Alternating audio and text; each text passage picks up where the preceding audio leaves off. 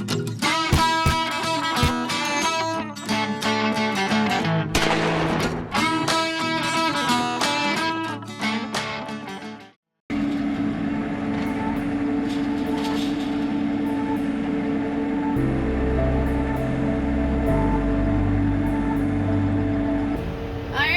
I got the hay rake on the back, going off to rake the last 2 fields. I did the first 3, I guess if you can call them fields.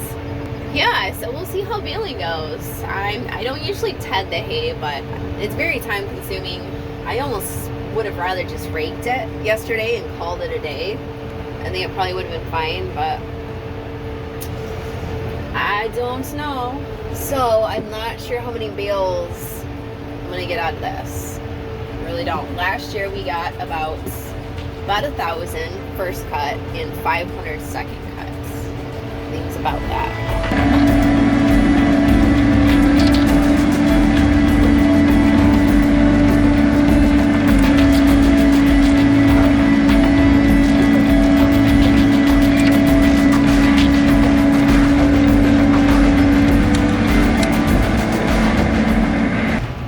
So we have this in floats, and we're gonna go on up the hill.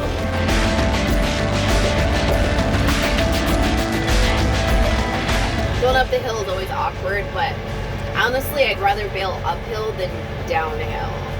Just because the baler is so heavy, it pushes you down the hill pretty good. And you can hear the engine just scream when you go down the hill, so I like to go uphill is better.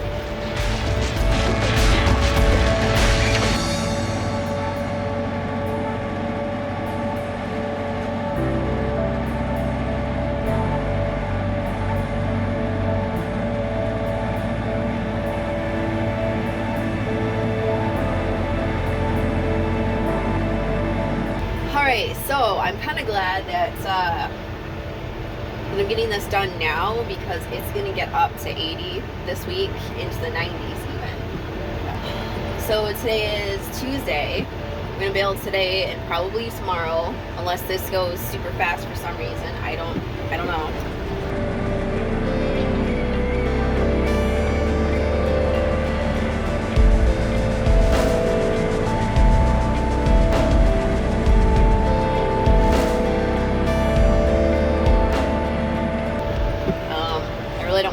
The hay on the field too long, but it just depends on how fast this baling goes. If we had an accumulator, it would definitely go a lot faster, but we didn't get one yet, so you know, we're just gonna use the grapple accumulator for now, and yeah.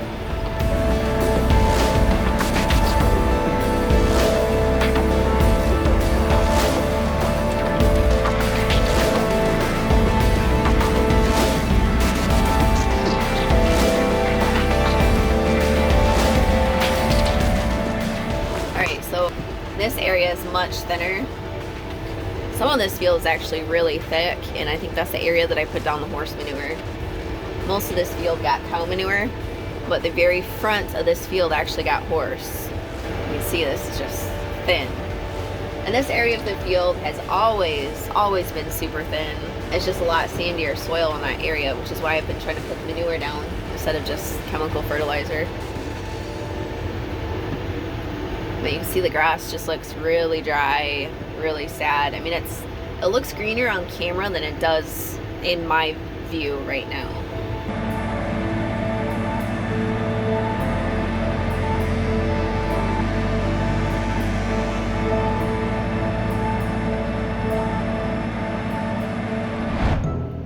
Would this look tasty? Did you want num num? Oh, you're asking so nicely. You want Mom to give you some of this?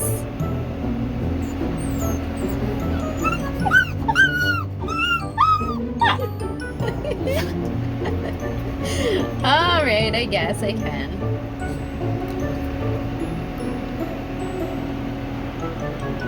Got you one. You can't just swallow it whole.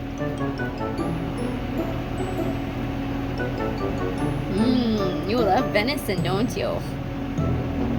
Especially Mom venison jerky. Dad to take it? Would that make it worth all while? I bet it does. Are your eyes really that blue? Yeah. You're such a good little pup, aren't ya? Well, at least when you're in the tractor, you're not so good around strangers, are you? Yeah, that's not very nice.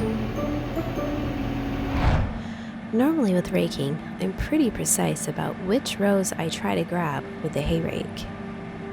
Of course, when you ted the hay, you really don't have to be quite as precise because the hay is, well, pretty much all over. I do love this 10-wheel rake plus the kicker. However, one thing I would suggest if you're in the market for a new hay rake like this, get a rake with hydraulics. While this one does have hydraulic lift, it does not have hydraulic adjustability. You can add it, but this one doesn't have it added. And it's nearly impossible to try to get the arms to telescope in or out. And the manual, well, that doesn't really have any help to it either. So, another item to add to my list of things that need hydraulics. Alright, so we have one turkey breast. This is one side of the turkey breast. Because for us, you know, I take a whole turkey and I cut it up into sections and we eat one section per time. So I have it seasoned with just a general seasoning blend and some salt, and we are going to cook it on the barrel house cooker today. Yay! We are almost to 300 degrees. This is the barrel house cooker.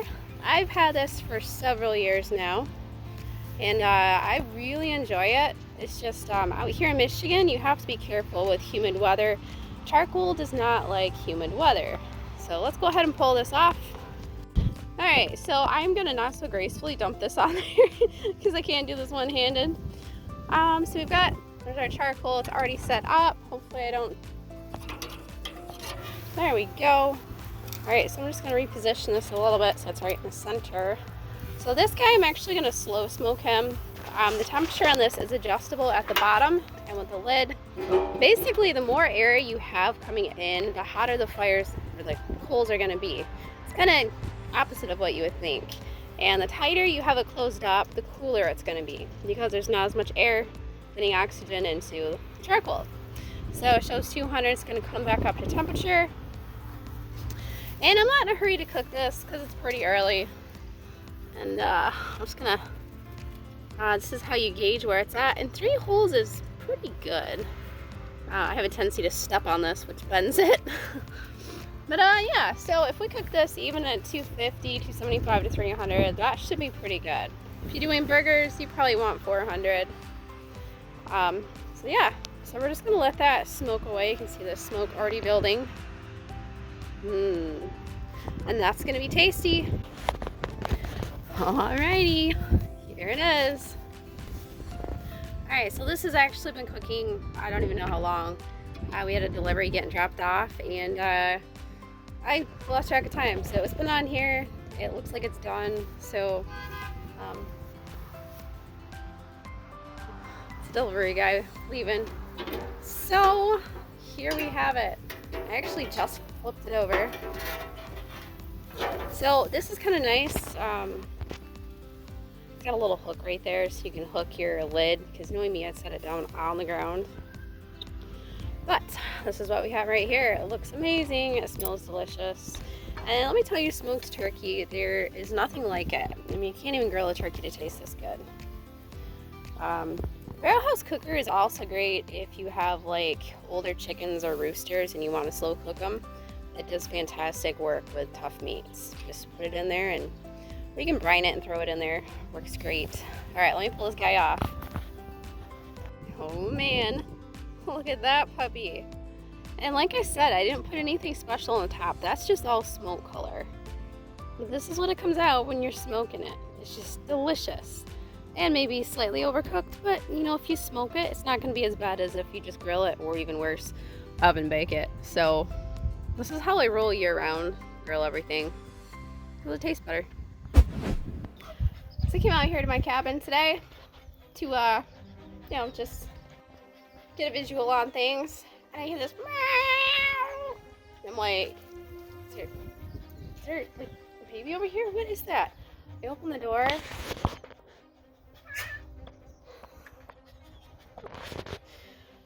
The stinking cat was stuck in the cabin all night long. She must have snuck in there last night at like 8 o'clock when Eric was out here looking at it with me. And, you know, my fear is that, you know, 1, it's a little humid in here. 2, there's no water. 3, there's no food. And 4, there's no potty. So I only found one mishap right there. I don't see anything else. But, apparently he could care less that he was stuck in there because he's just hanging out over here. It doesn't want to run off to water or food. And that is Tot for you. He is the, yep, that's just Tot.